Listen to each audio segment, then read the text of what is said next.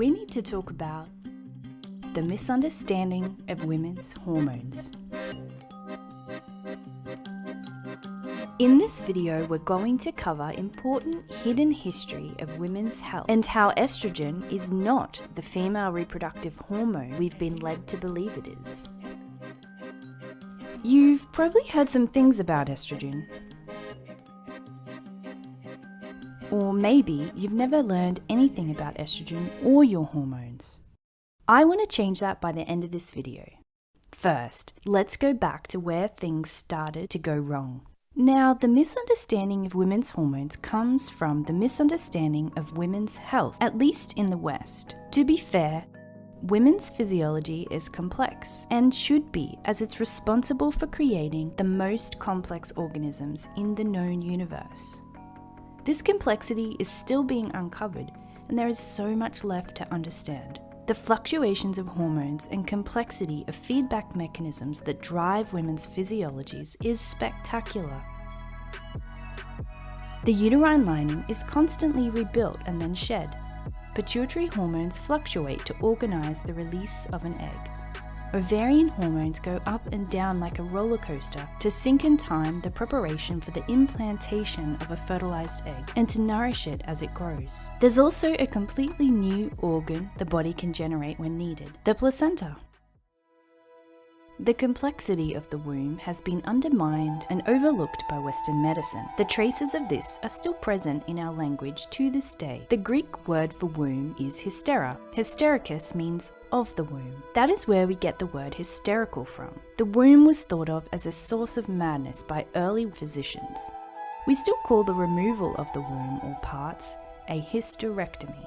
The psychoanalyst Sigmund Freud later popularized the diagnosis of hysteria. The diagnosis was used as a panacea to cover many physical and emotional symptoms women suffered with, and it evolved into the mental illness of hysterical neurosis, which remained in the DSM-3 until 1980. Scientists were trying their best to understand the connection between mind and body, the womb and health, hormones and emotions, but couldn't quite get it right. This ultimately undermined women's health and gave way to the medicalization of pregnancy and birth. Pre-modern medicine, the art and tradition of birthing was rich in wisdom and handled mostly by women. This tradition was replaced and upgraded with what was thought to be the new and improved modern way. Soon your doctor arrives to take charge of things. After the doctor has learned all he needs to know concerning you and the baby, a nurse will shave off your pubic hair and give you an enema to help clear the way for your baby's birth. When the mouth of the uterus has opened completely, the second stage of labor begins, and soon you will be taken to the delivery room. There is a table with sterile drapes to cover your abdomen, legs, and buttocks, and with sterile gowns, towels, and rubber gloves for the doctors and nurses. There will also be various sorts of anesthetics. Some mothers, perhaps you, may want a certain kind of anesthetic. Feel free to ask for it, but by all means leave the decision in your doctor's hand. And so you reach the delivery room, ready to deliver your baby. So you will know what to expect. Your doctor will tell you what he is going to do.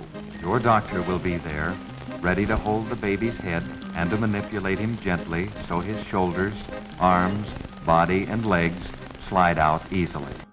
Thankfully, this doctor-centered paradigm is shifting, and it's largely because of this woman.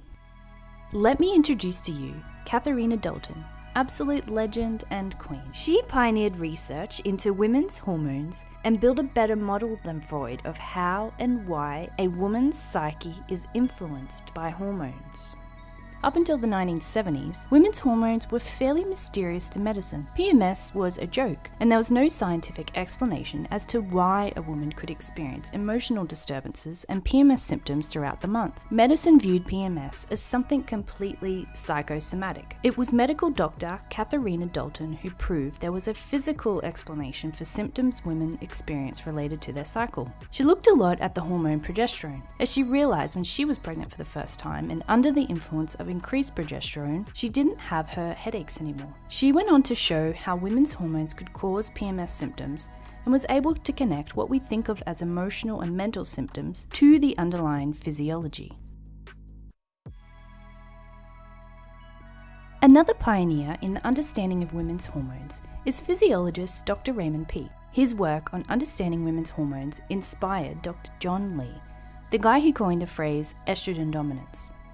For decades, Ray Peat has written extensively about hormones, helping to reframe how we understand their fundamental functions. His work shows that estrogen is better thought of as a stress hormone, but we'll get to that later on. In an ideal world, we would first understand the fundamentals of how a hormone or body system works before experimenting with drugs which interrupt these pathways. But that is not the story that follows. Before we continue, I want to explain some important terms. Endogenous means produced inside the body. Exogenous means produced outside the body. This will be important to understand for the rest of the video. Alright, here we go.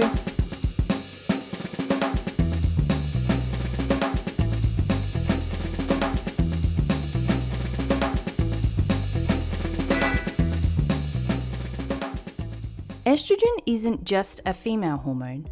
Men need and produce estrogen too.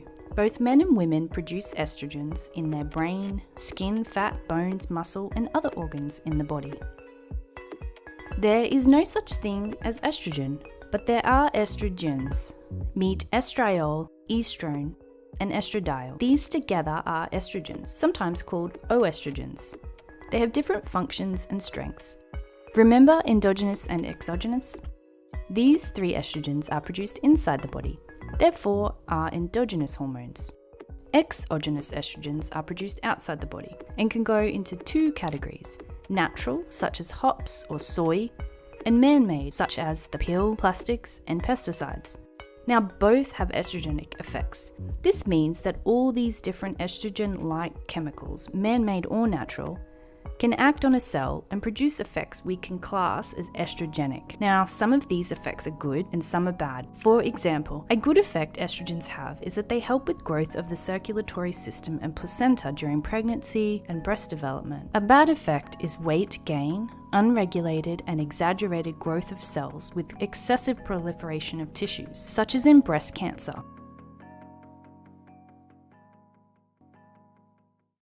Before they really knew or understood much about how reproductive hormones worked, scientists were obsessed with estrogen, thinking they'd found the key to unlock the mysteries of women's health. They seemed to think that estrogen given to women in high amounts would have endless positive effects, and the stronger acting the estrogen, the better. In hindsight, they were not so concerned with figuring out how estrogens worked in the body and how they affected women's bodies. They were just trying to find chemicals that had strong estrogenic activity that they could use and sell. Science operates in the unknown, and there isn't anything wrong with that.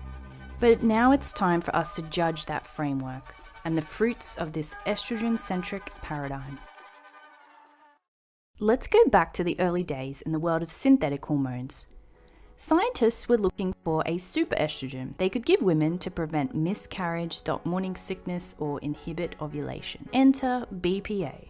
BPA was originally researched for use as a synthetic estrogen drug by this chap here, Sir Edward Charles Dodds. Unfortunately, this would not be the most infamous chemical Sir Dodds would be involved in. BPA was found not to be the estrogen powerhouse Dodds was looking for, as it wasn't potent enough for his plan. Because of its chemical properties, it was later found to be a useful additive in plastic manufacturing. BPA was deemed weaker in strength compared to endogenous estrogens, and no one gave a second thought to spreading it profusely into our everyday lives. BPA was used in receipts, clothes, inside food cans, dental fillings, and of course plastic foodwares. Also in baby stummies, drink bottles, straws, medical equipment, and the list goes on and on. It should have been an obviously bad idea to put a known estrogenic chemical into everyday household items, especially because it was known to scientists from the late 1800s to be such, thanks to the Russian chemist Alexander Dyanin, who first discovered its estrogenic activity. Now, if you're like me, you might be wondering how and why a known endocrine disrupting chemical could end up pervading our environment.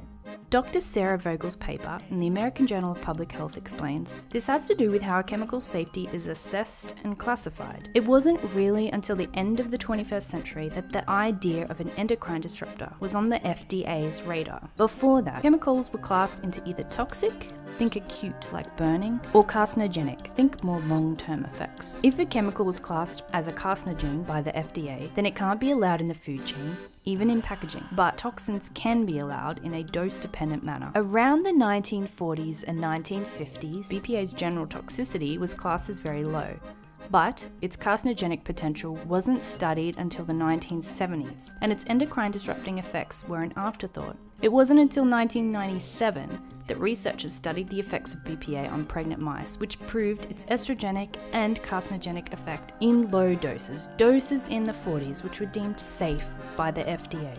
BPA is still a controversial chemical, and mostly when air of its less than benign effects blew into the noses of companies, they didn't wait for the FDA to ban it, they just stopped using it. What they replaced it with is likely just as endocrine disrupting, but that's for another video.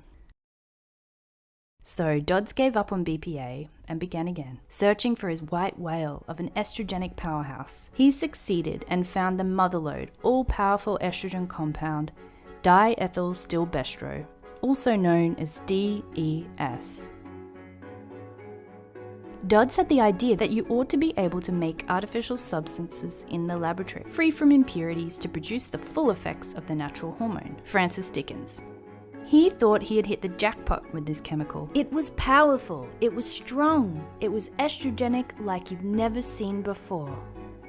DES researcher Susan Bell reported that a gram of DES costs $2 to synthesize, while a gram of estradiol, bioidentical endogenous estrogen, costs $300 to synthesize. DES was so potent, its delivery could be made orally, not needing to be injected by a doctor.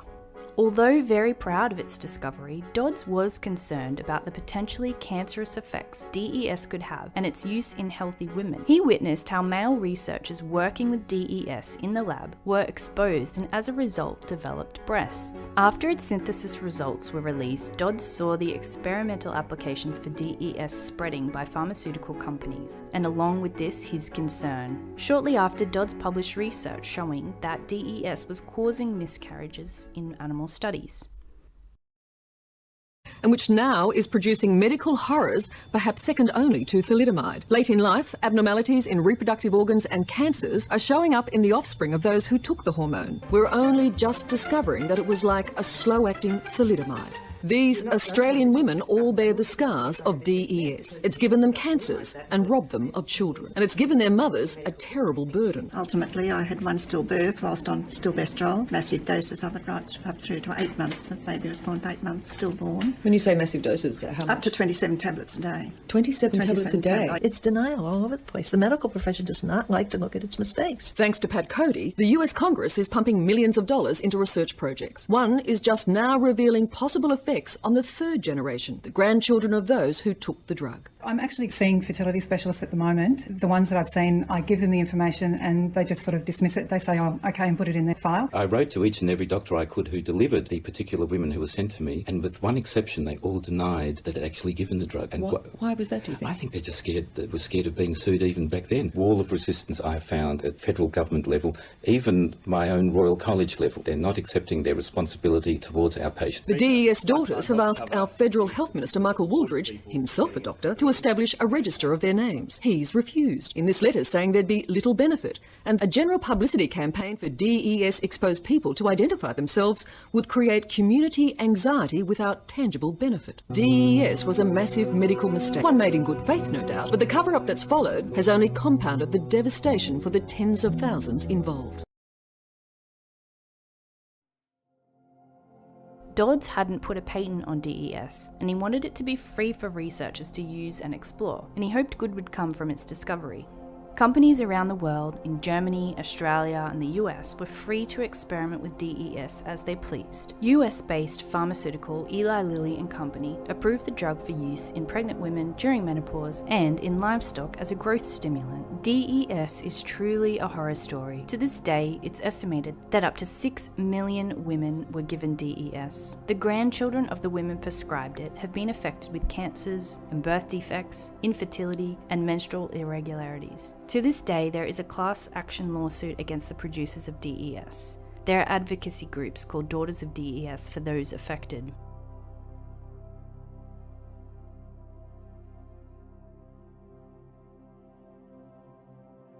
As well as causing miscarriages in the women prescribed it for the prevention of miscarriages, the chemical is now understood to have epigenetic effects on the babies of the women who took the drug while pregnant, which are not evident until puberty, an oversight and failure of many magnitudes. Even though it was banned in 1971, it was still being used illegally in the 90s by cattle farmers as a fattening agent in their livestock. Studies from Italy from veal given DES show its presence in baby foods in alarmingly high amounts. More recent studies have shown to have a link to depression and psychological disorders in the offspring of the mothers who were prescribed it. There were multiple points of failure in this horror story. Although Dodds was cautious of interfering with the complexities of women's hormones, this caution was not strong enough to prevent disaster.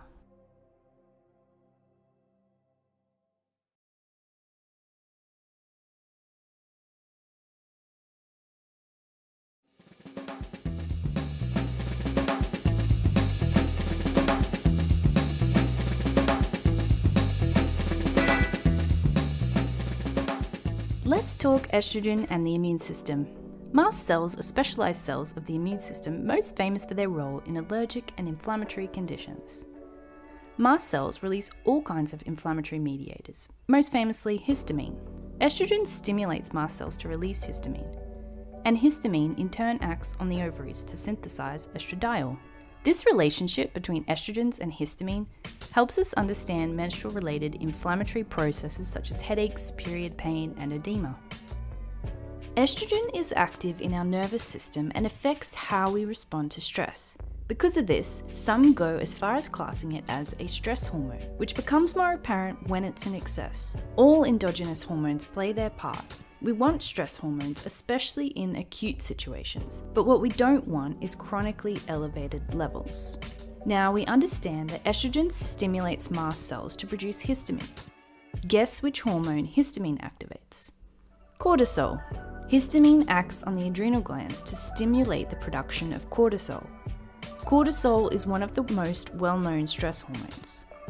So estrogen causes mast cells to release histamine, and histamine causes the adrenal glands to release cortisol. This is a simplification, but it is important to see how estrogen can have effects in both the immune system and the nervous system in many tissues and cells, not just the reproductive. But we can't talk about stress without talking about Dr. Hans Selye. Selye observed that estrogen administered to animals duplicated the shock phase of the stress reaction in its effect on circulation and energy metabolism. Since his observations, researchers have shown that estradiol is involved in activating transcription nuclear factor, which controls genes relating to inflammation, proliferation of cells, and apoptosis. We know that estradiol triggers the release of heat shock proteins whose job it is to respond to stresses such as cold, heat, UV light, and tissue damage.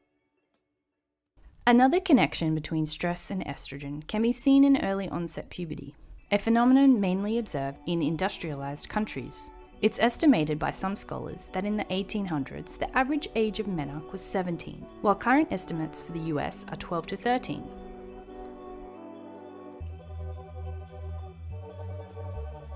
Early menarche is associated with adverse health outcomes, such as an increased risk of breast cancer, endometriosis and endometrial cancer, depression, and obesity. So how does this relate to stress? Researchers made quite the stir in the 90s, connecting stressful childhood events such as conflict, abuse, disconnected or disinterested parents with early menarche and puberty. Early puberty is due to elevated exposure or production of hormones, including estradiol and estrogen.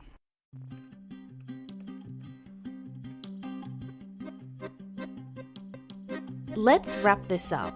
In the case of DES, patients failed for underestimating dangerous side effects of synthetic hormones. The doctors trusted the drug regulators, who said it was safe and effective, even when Dodd's research showed it caused miscarriage. The pharmaceutical companies released a product whose creator never intended it for healthy women. In the case of BPA, a synthetic estrogen was repurposed as a plastics additive and now pervades households, industry, and even our oceans. Giving women estrogenic substances as if they were life-saving growth hormones did not achieve the intended goals. Attempting to stabilize a complex hormonal regulatory system with a single input is incredibly primitive and naive.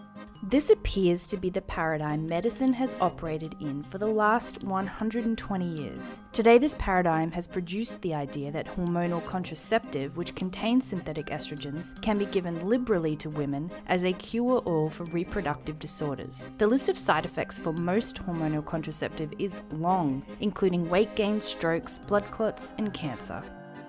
If there were a white whale cure-all hormone for women, it should have been progesterone. Outside of the faulty estrogen paradigm, researchers and doctors such as Katharina Dalton, Raymond Peat, Lara Bryden, and Geraldine Pryor have been promoting and studying progesterone and its positive and protective effects. I see a synthesis of their research and ideas which produces a new paradigm, better explaining the role of estrogen as a single actor in a symphony of actors, one which suggests progesterone as an underappreciated actor and demotes estrogen to its rightful place. Estrogen should not be thought of as a cure-all female reproductive hormone and needs to be understood in a greater context of human physiology if we are to tackle rising infertility and reproductive disorders.